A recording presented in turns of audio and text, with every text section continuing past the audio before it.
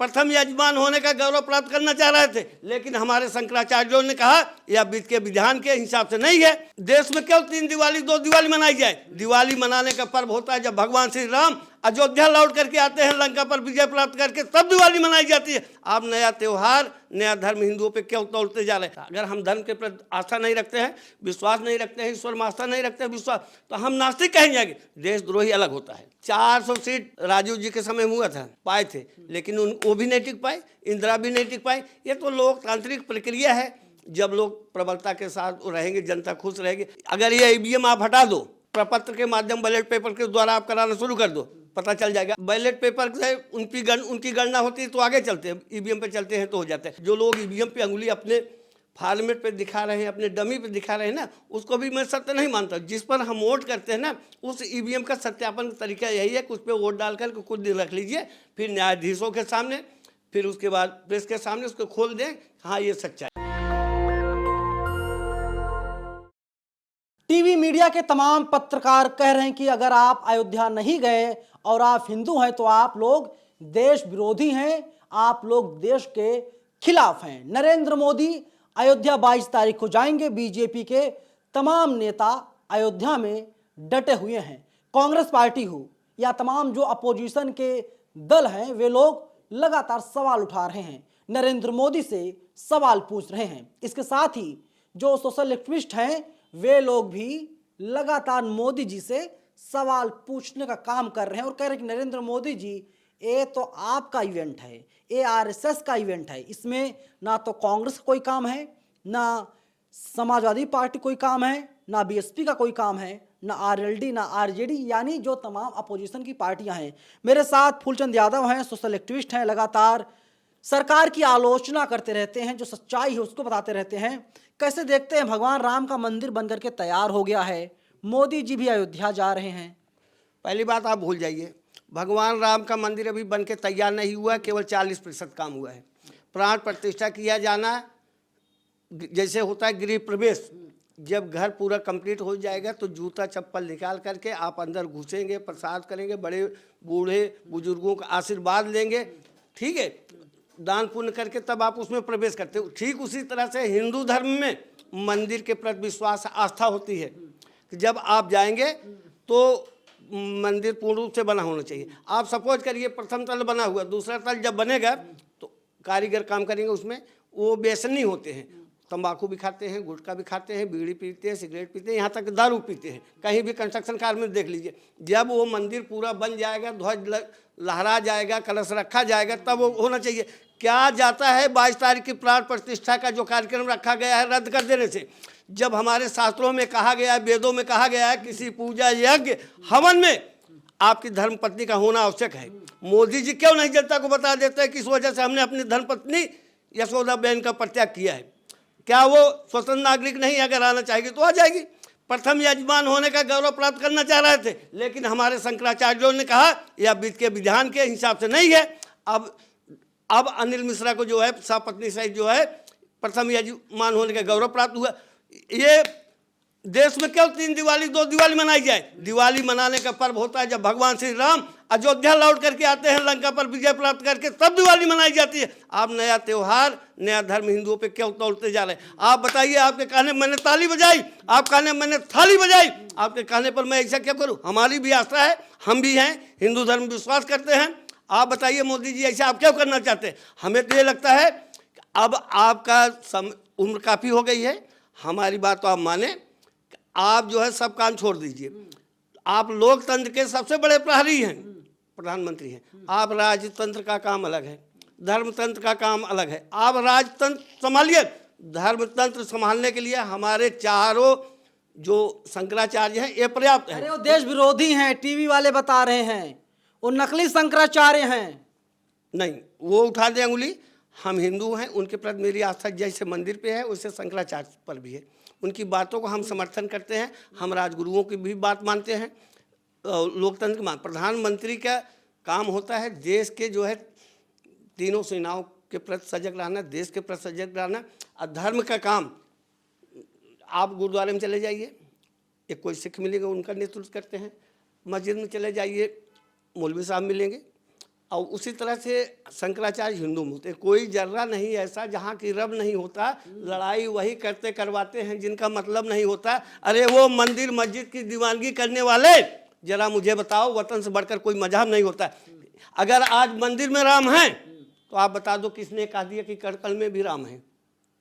आप बता दो, अगर मंदिर में राम है किसने ये कह दिया कि कड़कल में राम है? हम तो, मेरे हृदय में भी राम है, सर्वत्र व्याप्त श्री राम है, हम उनका स्मरण करते हैं। हम अगर राम को मानते हैं, राम की मानते हैं, हमें उनके पद चिन्हों पे चलना होगा। राम ने अपनी पत्नी के लिए क्या क्या नहीं किया है? रावण जैसे बलशाली से युद्ध किया है, समुद्र में सेतु, राम सेतु की स्थापना करके किया, और वहाँ पर अपनी पत्नी का जो किया। राम तो हमारे ऐसे आदर्श हैं, जब सीता का वनवास हो गया तो अयोध्या वासियों ने कहा कि आपकी पूजा या आपका राज्याभिषेक नहीं हो पाएगा जब तक आपके पास पत्नी नहीं होगी। उसकी जगह पर जो है सोने की मूर्ति बनाकर सीता जी को बना करके किया गया, तब वो राज्याभिषेक होगा। या तो हम राम को माने, या हम राम को माने, या राम की माने।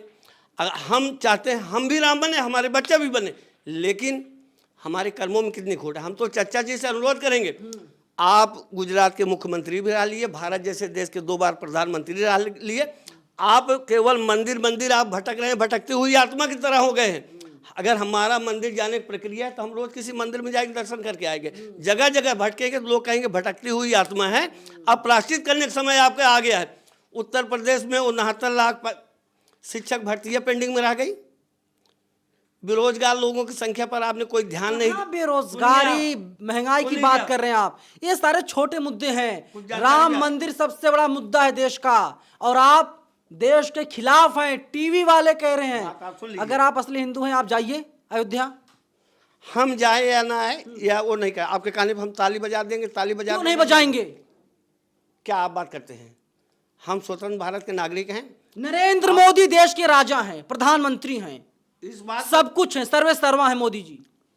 सर्वे सर्वा भारत का राष्ट्रपति होता है, जो प्रथम नागरिक होता है। राष्ट्रपति के बाद दूसरे नंबर के आते हैं। पहली बात का विश्लेषण आपका ये गलत। सर्वे सर्वा राष्ट्रपति होता है, दूसरे नंबर के होता है। चलो हमारे राष्ट्रपति की जो है एक सीमित रखा जाता है, केवल स्टम्प बना के रखा जाता है। प्रथम नागरिक राष्ट्रपति होता है, फिर उसके बाद प्रधानमंत्री। प्रधानमंत्री के लोकतंत्र की जरूरत है, लोकतंत्र की रक्षा करें। धर्म तंत्र की रक्षा करने के लिए हमारे जो है शंकराचार्य भी है।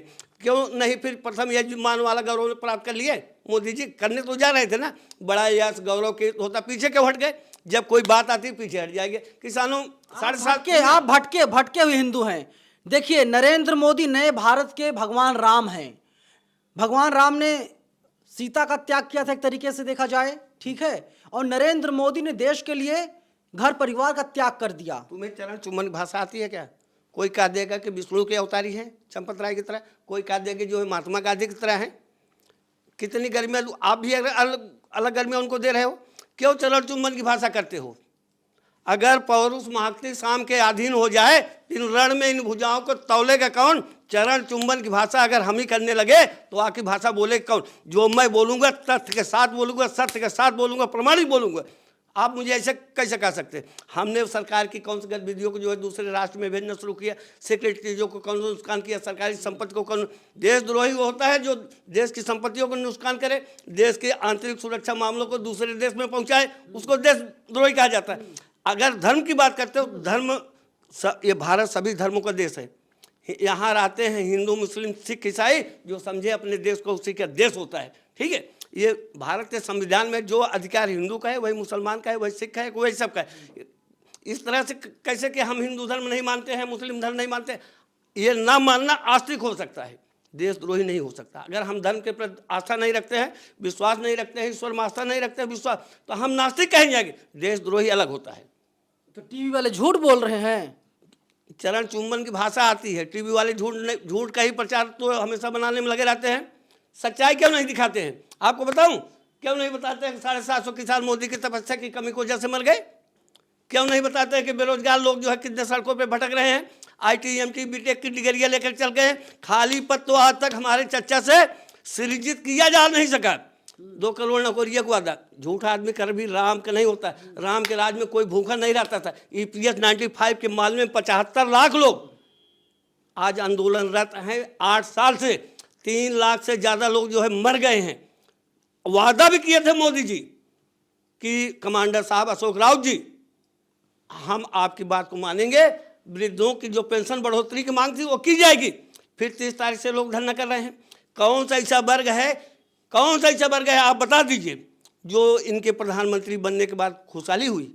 हमने लोकतंत्र का राजा चुना था, धर्मतंत्र का राजा तो हमारे जो है हिंदू सनातन वाले चुनते हैं। आज हमारे जो धर्मगुरु हैं चारों, उनकी बातों के सामने क्यों नहीं टिक पा रहे हैं? मोदी जी 24 में आ रहे हैं, कितना भी हल्ला मचा लीजिए, कितना भी चीख लीजिए, आप 24 से तो मोदी लिख कर रख लीजिए। फिर आप अपने मोदी जी की तरह आप अपने मन का आहम और जो बहम होता है, ये भारत जो है लोकतांत्रिक देश है, 5 वर्ष में चुनाव होता है, 5 वर्ष के बाद जब आप बहुमत की संख्या सांसद की ज़्यादा होगी तब प्रधानमंत्री मरते दम तक मोदी पीएम बनने के हर कंडीशन होती है, आपको मालूम है। एक आपका उम्र होना चाहिए, भारतीय नागरिक होना चाहिए, सांसद दल की संख्या ज़्यादा होना चाहिए। 2 ही बार तो अभी हुए हैं, अगर 3 बार होगी जवाहरलाल के बराबर हो जाएंगे, कौन सा ऐसा इतिहास कर जाएगा। ये तो परंपरा है कि 5 वर्ष के बाद चुनाव होगा, चुनाव के बाद आपके पास बहुमत दल के लोग होंगे तो आप सरकार बना सकते हैं। बताइए इसमें गलत क्या है? हैट्रिक लगने जा रहा है। तो कोई बहुत बड़ा इतिहास थोड़े रखेंगे पंडित जवाहरलाल नेहरू 450 पार 2024 में। यार सपने और पुलावी ख्याल में जीने में कुछ जाता नहीं है, अहम और बहम का शिकार होने में कुछ जाता नहीं। या तो आप अहम बहम के शिकार हो गए हुए मोदी जी नहीं आएंगे मोदी जी, ये भविष्य के गर्त में है, ये तो कोई भी नहीं। आप बताइए। मेरी बात सुनो, मैं जोशी नहीं हूँ। खिलाड़ी कभी नहीं करता है या किसी को पता नहीं होता खेल के मैदान में कौन आउट होगा कौन होगा।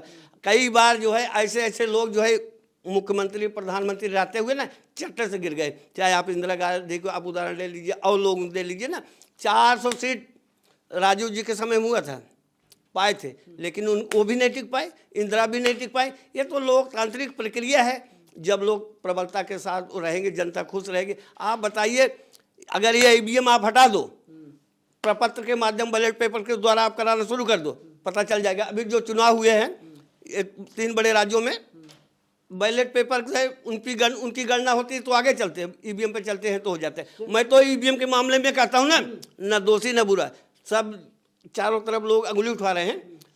लोग चुनाव आयोग के पास एप्लीकेशन दे करके 20 ईवीएम मशीन ले लें, सब में क्रम वाइज इस पार्टी की पार्टी कोड दिया गया, उसको पैक करके 15 दिन 20 दिन जो है रख दिया जाए, फिर उसके बाद खोला जाए। जो हमने अंकित किया था कि इस मशीन में इस पार्टी को इतना वोट दिया गया, इस मशीन को इस पार्टी को इतना वोट दिया गया, जब वो 15 दिन बाद खोला जाएगा तो पता चल जाएगा उसके अंदर जो कंपोनेंट लगे हैं, सर्किट लगे हैं, जंपिंग टाइप के तो नहीं है कि इतने अब 2% इसमें काट के 2% इसमें काट के इनको कर दे। लोगों का बहम भी खत्म हो जाएगा, सत्यापन की जाँच भी हो जाएगी। इस तरह से ईवीएम, जो लोग ईवीएम पे अंगुली अपने फॉर्मेट पे दिखा रहे हैं, अपने डमी पे दिखा रहे हैं ना, उसको भी मैं सत्य नहीं मानता। जिस पर हम वोट करते हैं ना, उस ईवीएम का सत्यापन का तरीका यही है कि उस पर वोट डालकर कुछ दिन रख लीजिए, फिर न्यायाधीशों के सामने, फिर उसके बाद प्रेस के सामने उसको खोल दें, हाँ ये सच्चाई है। सबकी अपनी अपनी राय है ईवीएम को लेकर के, लेकिन हर कोई यही कह रहा है कि ईवीएम के जरिए बेईमानी होती, और अगर बेईमानी नहीं होती चुनाव आयोग सामने आए, भारत सरकार सामने आए और जनता को दिखा दे, देखिए साहब की ईवीएम जरिए बेईमानी नहीं होती। नरेंद्र मोदी की जो सरकार है पूरी तरीके से सेफ है और जनता ने नरेंद्र मोदी को, बीजेपी को ही चुना था, तभी नरेंद्र मोदी देश के प्रधानमंत्री बन पाए। और कई राज्यों में जहाँ जहाँ पर चुनाव हुए हैं या जहाँ जहाँ पर चुनाव होने वाले हैं वहाँ की जनता बीजेपी को ही चुनाव में मतदान करती है। फिलहाल पूरी बातचीत पर आप हमें अपनी राय कमेंट बॉक्स में जरूर बताइएगा। नेशनल दस्तक की आपसे गुजारिश है कि अगर इसको बचाना चाहते हैं तो नेशनल दस्तक को सब्सक्राइब करने के लिए रेड कलर के सब्सक्राइब बटन को दबाएं, फिर बेल आइकन की घंटी दबाएं। नेशनल दस्तक को बचाने के लिए बहुत जरूरी है कि हर खबर को शेयर करें, लाइक करें, कमेंट जरूर करें।